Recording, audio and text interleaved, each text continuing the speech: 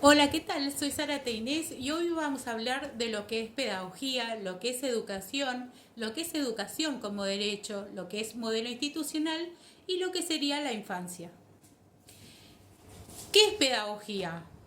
La pedagogía es una ciencia, un método para la enseñanza de saberes y habilidades. Está enfocada en la educación. Su método es la reflexión, que es de naturalizar lo natural. Tiene como propósito mejorar las prácticas educativas. Es una práctica que conlleva a cambios y decisiones. La educación es un derecho de proceso continuo y es esencial para el ser humano. Hay dos tipos de educación. La primaria, que es la educación que brinda la familia, y la secundaria, que es la educación institucional. Hay dos maneras de educar. La formal, que es primaria, secundaria, jardín y superiores. Y la informal, que son talleres, eh, cursos que no son obligatorios. La escolarización es el sistema organizado de la educación. Existen tres teorías principales de la educación. La teoría tradicional, que hace énfasis en la transmisión de conocimiento, que valora la memorización y el currículum rígido. Y la segunda, que es la teoría crítica, analiza el poder de la educación, que promueve conciencia crítica para transformar la realidad.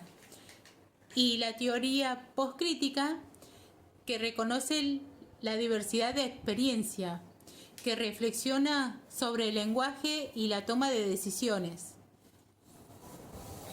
En base a esto podemos hablar de la didáctica y el derecho a la educación. La didáctica es una ciencia y un arte de la enseñanza, con métodos de estrategias y técnicas. Y la educación la vemos como un derecho.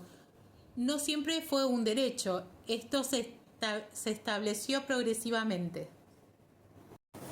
Ya que hablamos de derecho, podemos hablar los derechos de primera generación. O sea, la primera generación fue en el siglo XVII, que son los derechos naturales, que fueron considerados por igual. El derecho a la libertad, propiedad, seguridad y a la opresión de derecho del Estado, quien tenía que reconocer estos derechos y respetarlos, ¿no? Esto dio lugar a la primera Constitución en 1853, donde el artículo 5 habla del derecho a enseñar, pero no a educar en el territorio. Y en 1984 se sanciona la ley 1420 y esta da característica al nivel primario, que formula que la educación tiene que ser mixta, obligatoria, graduada, gratuita, universal y laica. Con esta ley de educación, la Iglesia pierde el poder y el Estado queda como garante de estos derechos. En la segunda generación podemos ver los derechos sociales en el siglo XIX y XX. 19-20. Esto se refiere a la libertad de asociación del Estado, o sea, de trabajo, de salario digno y a la vivienda. Esta segunda generación de derecho da derecho al nivel universitario y empieza a ser gratuita, porque antes era inaccesible para algunos sectores. Bueno, y en el siglo XXI ya hablamos de la tercera generación de derecho, que interviene la ley 26.206 con la ampliación de la educación obligatoria de la sala de 4 hasta el último año de la secundaria, que es la ley que está vigente hoy en día. Teniendo en cuenta lo anterior, podemos pensar en la escuela como una forma de educación que está organizada de manera institucional. Es posible cuestionar si la educación es realmente un derecho o que tiene cada individuo por sí mismo o si es un derecho que se impone desde fuera. Podemos reflexionar cómo en el siglo XIX el Estado argentino busca formar una identidad nacional con la llegada de los inmigrantes. Y la escuela buscaba esta identidad nacional, jugando un papel importante en esta formación de identidad, al implementar costumbres culturales, actuando como un agente institucional de la educación, con reglas y normas que constituyen una estructura en formas y decisiones. Esta estructura y forma de decisiones educativas son relevantes según el modelo institucional y debe tener un qué se enseña, un quién aprende, un dónde se aprende, un cómo se enseña y para qué se enseña.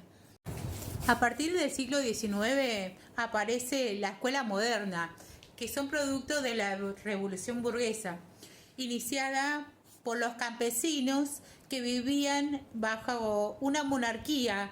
Ellos buscaban establecer ideas ilustradas, por eso que salen del territorio y se van a Burgos. Estas ideas ilustradas buscaban que todos sean por igual, ante la ley de derecho y la libertad, y a vivir de manera de manera fraternal, unida o grupal. Sintetizando estas ideas ilustradas que fueron capaces de generar cambios, podemos nombrar a la Revolución Industrial, la cual requería trabajadores para las nuevas fábricas. Llegaron a una transformación significativa, que llegaron la forma en que se entendía y se trataba al niño. Esto, por esta razón se busca reubicar a la infancia, ya que se consideraba un adulto en miniatura y se lo trataba de la misma manera. Este va a empezar a sobrar en las fábricas al no tener la misma capacidad del adulto. Retomando la infancia, vamos a hablar de que es una constitución sociohistórica cultural, no es algo natural, sino que fue algo dado a lo largo de la historia, a lo largo de acontecimientos, a lo que determinamos la infancia, ¿no? El filósofo Rousseau le va a dar unas características a esta infancia. En el siglo XVIII va a decir que es heterónomo, que se entiende que son dependientes de otros, que son frágiles, débiles, amoral, que no distingue entre el bien y el mal, carente del saber, hoja en blanco, manipulable.